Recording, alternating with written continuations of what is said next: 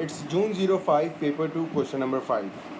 A bag contained 5 red and 2 blue beads. Chris took 3 beads at random without replacement. So the first important letter here, word here is without replacement, right? That means कि अब हमारा sample space change होने वाला है. The probability tree shows the possible outcomes and their probabilities. Write down the value of P, Q and R. तो आपको पहले P, Q और R निकालना हो क्या रहा है. First of all, हमारे पास जो रेड की पॉसिबिलिटी थी इट्स 5/7 और ब्लू की हमारे पास है 2/7. अगर मैं रेड के बाद एक और रेड निकालूंगा सो इट विल बी 5 के बजाय यहाँ पर 4 होने वाला है और 7 के बजाय हमारे पास 6 होने वाला है. So it's 4/6. Keep in mind कि हम कभी भी ट्री डायग्राम पर इसको सॉल्व नहीं करते. अगर मैं एक और रेड निकालूंगा सो इट विल बी 4 से एक और कम होगा, इट विल बी 3 और 6 से एक और कम होगा so it will be 5. But red का कोई भी इन्फ्लुएंस ब्लू पर नहीं आएगा. अगर यहाँ पर आपके पास ब्लू 2 हैं तो हमारे पास यहाँ पर भी ब्लू 2 होंगे. ठीक है. ब्लू के बाद मैं रेड निकालूंगा तो कोई फ़र्क नहीं आएगा. अगर यहाँ पर रेड 4 हैं तो यहाँ पर भी रेड 4 ही होंगे. लेकिन ब्लू के बाद अगर एक और ब्लू निकालूंगा तो 2 से मतलब ये हो जाएगा 1 और 6 का हो जाएगा हमारे पास 5, राइट. अगर पहली बॉल मैंने ब्लू निकाली, पहली बीट क्रिस ने ब्लू निकाली सो इट्स 2/7. ब्लू का कोई भी इम्पैक्ट रेड पर नहीं आएगा. तो रेड अगर शुरू में भी 5 थे तो यहाँ पर भी 5 ही होंगे. बट ब्लू का इम्पैक्ट ब्लू पर आने वाला है. ठीक है. 2/7 के बजाय इट विल बी 1/6. ब्लू के बाद मैं एक और ब्लू नहीं निकाल सकता क्योंकि मेरे पास यहाँ पर पॉसिबिलिटी 1/6 है. तो इसका मतलब ये हुआ कि ब्लू के बाद एक और ब्लू नहीं आएगी तो आर की वैल्यू हो गई हमारे पास 0. ब्लू का कोई इम्पैक्ट रेड पर नहीं आने वाला. ठीक है. अगर रेड यहाँ पर 5 है तो यहाँ पर भी 5 ही रहेगा लेकिन सैम्पल स्पेस चेंज होगा. So Q is equals to 5/5 and that is equals to 1. Similarly red का कोई इम्पैक्ट ब्लू पर नहीं आएगा. तो यहाँ पर रेड अगर 5/6 और ब्लू 1/6 है तो रेड का इम्पैक्ट ब्लू पर नहीं आएगा. सो P विल बी 1/5. तो ये आपके पास आ गई P, Q, R की वैल्यूज़.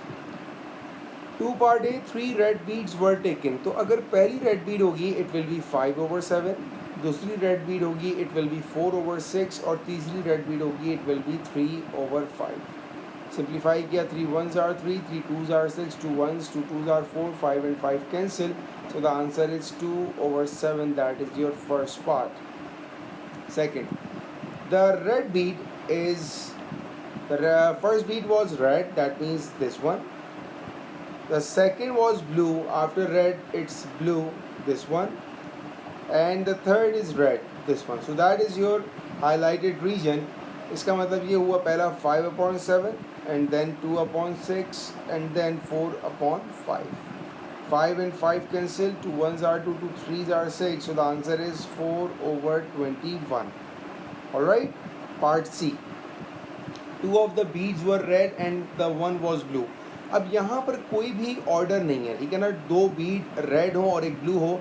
इसका मतलब ये हुआ कि रेड रेड ब्लू भी हो सकता है. ठीक है. रेड ब्लू रेड भी हो सकता है. 2 बीड्स रेड होनी चाहिए और एक ब्लू होनी चाहिए. तो अगर मैं ट्री डायग्राम पे देखूं तो रेड रेड ब्लू रेड और ब्लू रेड रेड. तो हमारे पास जो तीसरी पॉसिबिलिटी है that will be blue red red. ये 3 केसेस है. हमें पता है कि हमारे पास केसेस को ऐड करते हैं. तो रेड, पहला रेड हो इसकी पॉसिबिलिटी 5/7 है. दूसरा भी रेड हो इट विल बी 4/6 और तीसरा ब्लू हो इट्स 2/5 प्लस. पहला रेड 5/7, दूसरा ब्लू 2/6 और तीसरा रेड 4/5 प्लस. पहला ब्लू 2/7, दूसरा रेड 5/6 और तीसरा रेड 4/5. अभी मैं किसी को सिंप्लीफाई नहीं करूँगा क्योंकि सबके डिनोमिनेटर मेरे पास सेम हैं, दैट इज 765. न्यूमरेटर सॉल्व करते हैं तो 5 4s are 20, 22s are 40. So it will be 40 divided by 7 6 and 5. सो मैं ऐसे ही लिख रहा हूँ 7 6 and 5 plus 5 2s are 10, 4s are 40 divided by 7 6 5. ये मल्टीप्लाई है. ठीक है. 7 6 5 plus 2 5s are 10, 10 4s are 40 into 7 into 6 into 5. Simplify किया तो 40 40 40 that will be 120 divided by 7 into 6 into 5. अब हम सिंप्लीफाई कर सकते हैं. 6 1s are 6, 6 20s are 5 ones are 5 fours are. So final answer of last part is 4/7.